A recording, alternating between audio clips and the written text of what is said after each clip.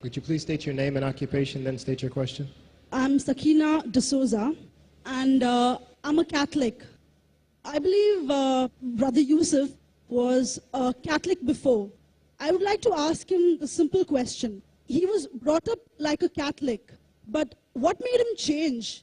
Doesn't he believe that the Messiah is true, or did he ever feel that the religion, Catholic religion, has not brought up any Messiah and the Bible is false? I would like to just know what that means, because he said he was a Catholic before and now he has become a Muslim. What made you change? What was that storyline before? Doesn't he believe that there is a Messiah, or the Messiah had come, saved us, died on the cross? Thank you very much for a good question.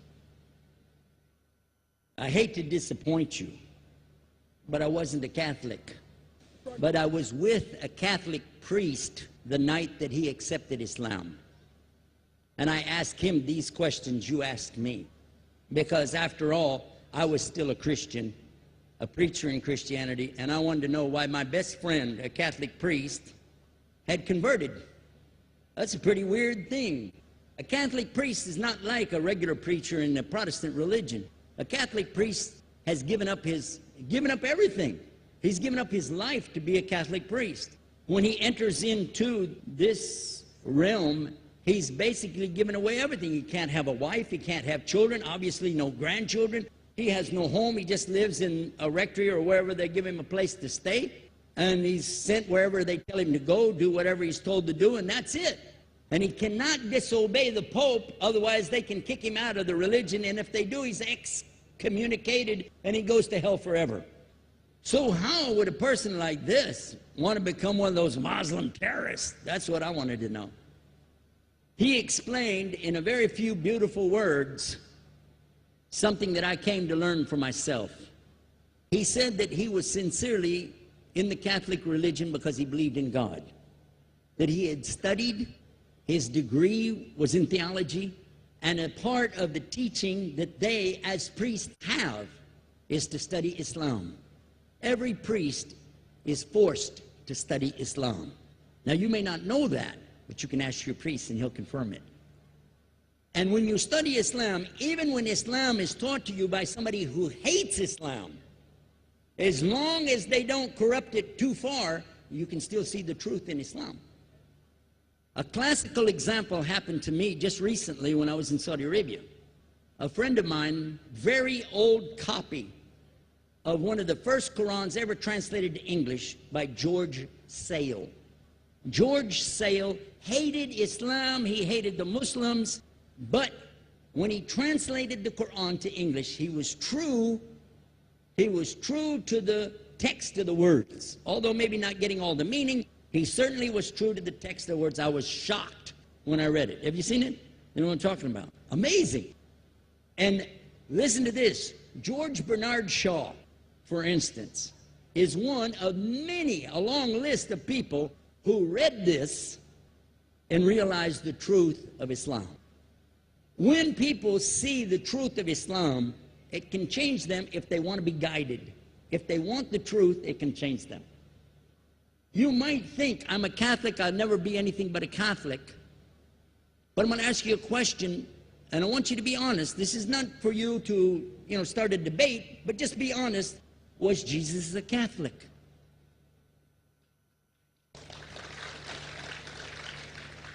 And it's not open to debate, so there's no point in opening that up, because you know and I know he wasn't. The Catholic Church was in business about 300 years before Jesus was born. It's on their website. Don't go like this. It's on their website. That's where I took it from. The Catholic Church was really started in Rome by Alexander the Great. Do you know what the word Catholic means? It means universal. It was the universal church for the Roman Empire. If you didn't join it, you could not be a Roman citizen. And it was opposed to the teachings of Judaism and opposed to the teachings of the early Christians for more than 200 and some years. And they were diametrically opposed to each other to the extent that it was the Romans killing the early Christians. Now, if you understand that, and you go to their website and read, they didn't even take over Christianity until the year 325 AD. And when they did, they changed a lot of things, again, referring to their own website. But if you want to check it in Britannica or Americana or grow your encyclopedias, go ahead and read about the Catholic Church. When, in August of 325 AD, at the Nicaea Council, they took over, first thing they said was, let's change the date of the birth of Jesus to be the same date as that of Mithras, which was the god, one of the gods worshipped there, and also the sun god's birthday was the same day, December the 25th, believing it to be the shortest day of the year. And Constantine was a sun worshiper of Sol Invictus. Go to the website, read it for yourself.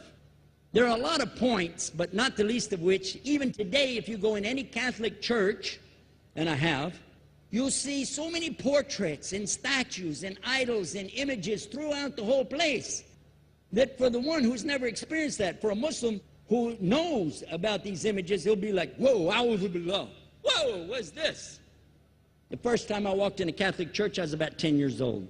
I was shocked. I was shocked at the idols and statues everywhere, because in the Protestant religion, we were brought up to believe that the second commandment was just as important as the first commandment. The first commandment in the Bible, in Exodus, is the same as the first commandment in the book of Deuteronomy.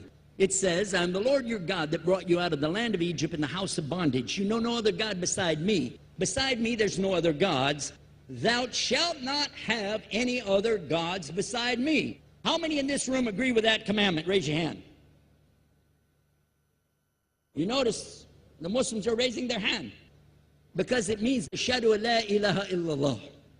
That's the first commandment for us as well.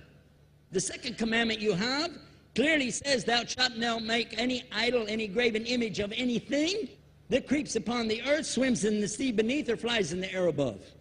And I was sitting in a church one time, sitting there in the morning service, watching, the preacher talk, and they go on and on and on, and sometimes you lose your train of thought. I was looking. Whoa! On the front of the podium, there was a fish. A fish. For the symbol, make you fishers of men. They had a fish. I said, whoa. Then I looked up above his head at the big stained glass window, and it had a dove, and he had the olive branch in his mouth. The dove is flying, the bird, I said, whoa. And then I look over here, and there's a cross with a man hanging on it. And I said, wow, they didn't miss a single one. They got them all. Something walking on the earth, something swimming in the sea beneath, something flying in the air above. So look at these two things. Clearly, the first two of the 10 commandments, bang, bang, boom. Because if you said God is more than one, where did you get it from? When Jesus is talking to his own companions and they ask him, what's the greatest commandment? Mark 12:29. Clear. The greatest commandment is to know, O Israel, the Lord your God is one God. And you have to love him with all your heart and all your mind and all your strength. And this is no different from what Prophet Muhammad ﷺ was saying, the same thing to his people. Same thing I mentioned in the lecture. This is certainly for us the same. So what you see is Muslims practicing the commandments, and you see people claiming the commandments but practicing something else. And I have seen more converts from the Catholic Church than any other of the many sects of Christianity, and especially from the nuns, priests, and even an archbishop. And all of them are better than me. They still sacrifice their whole life to get the true message of Islam, not only to you, but to Muslims as well, because we all need to know about it. But thanks for a great question.